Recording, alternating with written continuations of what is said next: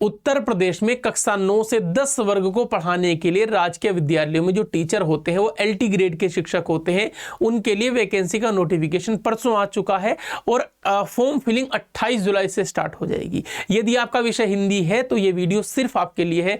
मेरा नाम शिवम त्यागी है और आप जुड़ चुके हैं अड्डा 24/7 पर। तो प्यारे विद्यार्थियों, अगर आप पहले अटेम्प्ट में ही क्वालिफाई करना चाहते हैं तब आपको क्या करना चाहिए? पहला अटेम्प्ट ही क्यों? क्योंकि 6 या 7 साल बाद वैकेंसी आ रही है, 2022 वाले पेपर का कुछ पता नहीं है, तो आप ये मान के चलो कि एकमात्र वैकेंसी है। पहली बात तो सवाल दिमाग में ये होगा कि सर पेपर कब तक होगा। मैं बता देता हूं, पेपर इस बार प्री और मेंस 2 भागों में होने की पूरी उम्मीद है, बाकी और क्लियर हो जाएगा। उम्मीद यह है कि जैसा प्रवक्ता का पेपर होता है वैसा ही इसका पेपर होगा। प्री और मेंस 2 प्रकार से पेपर होगा। तो प्री होने की संभावना पूरी नवंबर की, अक्टूबर नवंबर में, और मेंस की संभावना जनवरी की है, जनवरी और फरवरी की संभावना है अगर मैं आपसे बात करूं। तो प्यारे विद्यार्थियों, अगर आपको पहली ही बार में सिलेक्शन लेना है तो आप लोगों को क्या क्या करना होगा? पहले एग्जाम पैटर्न और सिलेबस को समझिएगा। अगर मैं एग्जाम पैटर्न की बात करूंगा तो exam pattern pre plus mains है। प्री में 150 प्रश्न आप लोगों को आएंगे, जिसमें से 20 + 130 होंगे। 20 + 130 का मतलब 30 + 120 का मतलब है 30 प्रश्न आपको जीके जीएस से आएंगे सामान्य, और 120 आपके विषय के होंगे, यानी हमारे लिए हिंदी के होंगे।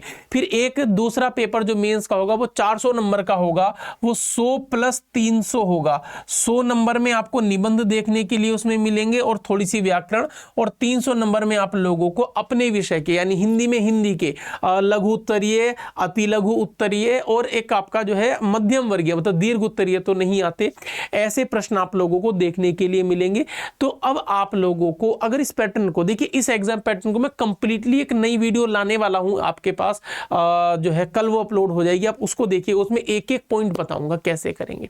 अच्छा, सिलेबस इसका क्या है? अगर मैं सिलेबस के तौर पर बात करूं तो ये मोटे मोटे तौर पर इसका सिलेबस है, जिसमें पूरा हिंदी साहित्य है, सारी की सारी आपकी गद्य विधाएं वगैरह सब कुछ है, पूरी व्याकरण इसमें है, संस्कृत के कुछ कवि वगैरह भी हैं। सिलेबस की भी एक वीडियो स्पेशल आने वाली है, आप उसको पूरा देख लीजिएगा, एक एक पॉइंट क्लियर हो जाएगा।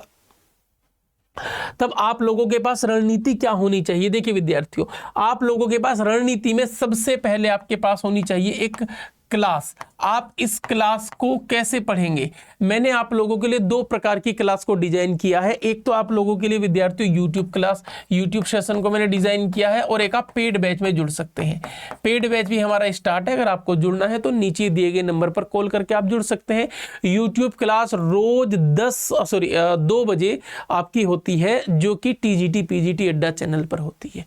दूसरा आप लोगों ने क्या पढ़ना है? दूसरा आप लोगों ने पढ़ना है PYQ, सारे के सारे प्रीवियस ईयर के क्वेश्चन पेपर। वो मैं आपको एक बार करा चुका हूं, एक बार और फिर से मैं आपको करा दूंगा विद एक्सप्लेनेशन के साथ। तीसरा आपको क्या पढ़ना है? तीसरा आपको पढ़ना है TGT के साथ PGT के पेपर भी आप लोगों को सोल्व करने हैं, TGT + PGT, क्योंकि वैकेंसी लंबे समय के बाद आ रही है तो पेपर का स्तर थोड़ा अधिक रहेगा, और फिर आपको बार बार लगातार अभ्यास करते रहना है, क्योंकि अभ्यास की शक्ति ही है जो आपको आगे बढ़ाने का काम करती है। अब देखिए, जैसे मैं आप लोगों से बात करता हूं विद्यार्थियों, जैसे आप 2 बजे वाली क्लास में आप एंटर करेंगे, उस क्लास में एक प्रश्न को लेकर के उसकी विस्तार पूर्वक चर्चा की जाती है। अगर किसी प्रश्न का उत्तर डॉक्टर नगेंद्र आ गया कि छायावाद को स्थूल के प्रति सूक्ष्म का विद्रोह किसने कहा है, तो डॉक्टर नगेंद्र जी ने, तो वहां पर हम डॉक्टर नगेंद्र जी के बारे में पूरा पढ़ेंगे, छायावाद के बारे में पूरा पढ़ेंगे, हम नई कविताओं के बारे में बात करेंगे, और साथ ही साथ एक चीज जो आप हमेशा भूल जाते हैं विद्यार्थियों, चौथी चीज, आपको NCERT फॉलो करनी है। NCERT कब से कब तक की? भाई NCERT क्लास 6 से लेकर 10th तक की NCERT आपको फॉलो करनी है, वहां से प्रश्न आप लोगों को देखने के लिए मिलते हैं। चौथा, आपको पत्रकारिता से भी सवाल देखने के लिए मिलते हैं। पत्रकारिता, तो सर पत्रकारिता में कौन से प्रश्न आते हैं, कहां से प्रश्न आते हैं? अगर हम ये बात करेंगे तो आपको क्लास 11 की NCERT पढ़नी है, अभिव्यक्ति और माध्यम। चाहो तो आप पढ़ लेना, 11th और 12th की मिक्स NCERT है। 11th 12th इसकी एक मिक्स NCERT है, जिसका नाम है अभिव्यक्ति और माध्यम। पत्रकारिता के प्रश्न यहीं से मिलेंगे। आप कहो तो मैं आप लोगों को दिखा भी देता हूं। देखिए विद्यार्थियों, मेरा ना हमेशा एक ही काम होता है चाहे मैं जेएनडी कराऊं, चाहे मैं बच्चों को, विद्यार्थियों को पढ़ाऊं, जब तक मुझे प्रूफ नहीं मिलता मैं आप लोगों के सामने नहीं आता। और प्रूफ मिल जाता है तो मैं बिल्कुल आपको सरलता से बता देता हूँ। ऐसा नहीं कि भाई मैं दे दूंगा। देखिए, जो विद्यार्थी पेड बैच में जुड़ना चाहते हैं जुड़िए, जो कहीं और जुड़ना चाहते हैं आप जुड़िए, आपकी स्वतंत्र इच्छा है, लेकिन आपको जानकारी देना हमारा एक परम कर्तव्य है। तो आप क्लास 11-12 कंबाइंड पर जाइएगा, ठीक है, और सब्जेक्ट पर क्लिक कीजिएगा हिंदी, और यहाँ पर एक ही बुक आएगी, अभिव्यक्ति और माध्यम। तो ये वो पुस्तक है विद्यार्थियों, जो पुस्तक आप लोगों को पढ़नी है, ठीक है। आप इस पुस्तक को पढ़ सकते हैं। इसमें कुल मिलाकर के 16 चैप्टर हैं। जैसे मान लो कोई भी चैप्टर मैं खोल करके दिखा देता हूं। जैसे मैं मान लीजिए मैंने चैप्टर नंबर 3 खोला है ये, ठीक है। तो पार्ट नंबर 3 है विभिन्न माध्यमों के लिए लेखन। तो ये आप लोगों के सामने ये वाला चैप्टर आ गया है, यहां से आप लोगों को इसमें पढ़ना है। मान लीजिए मैं आप लोगों के लिए चैप्टर नंबर 11 खोल ले, तो मैंने रैंडमली कोई भी एक चैप्टर ओपन करके दिखाया, कैसे करें कहानी का नाट्य रूपांतरण। तो यहां से भी प्रश्न आपको देखने के लिए मिल सकते हैं। और ये बात आप समझ गए होंगे। आप भी YouTube पर हर समय बने रहते हैं, हर समय का मीनिंग आपकी भी नज़र होती है कि भाई कौन से जो है प्लेटफॉर्म पर कौन से अध्यापक क्या करा रहे हैं, कि हमें उनका पता होना चाहिए। तो आप लोगों को भी पता होगा NCERT के बारे में या पत्रकारिता के बारे में कोई बहुत ज़्यादा डिस्कस नहीं करते हैं।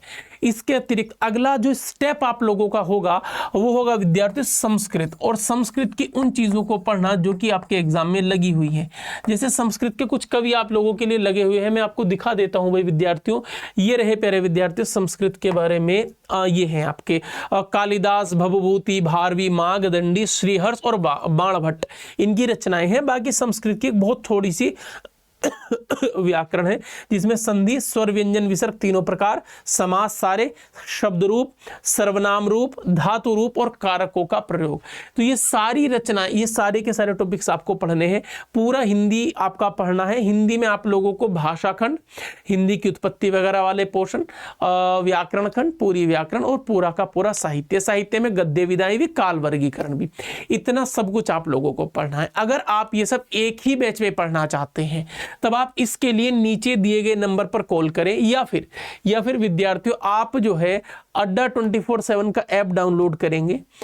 ऐसे ऑप्शन आपके पास आएगा ऑल कोर्सेज में। प्यारे विद्यार्थियों आप लोगों को टीचिंग में जाना है, और आप कुछ मत कीजिएगा, टीचिंग महापैक में जुड़ जाइए।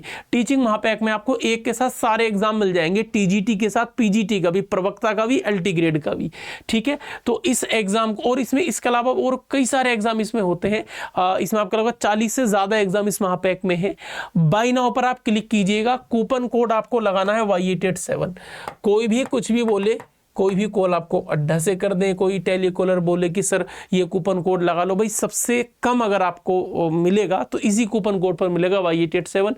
आप पे ना होकर के आप बैच में जुड़ सकते हैं। मेरे बैच स्टार्ट होने वाले हैं 25 से।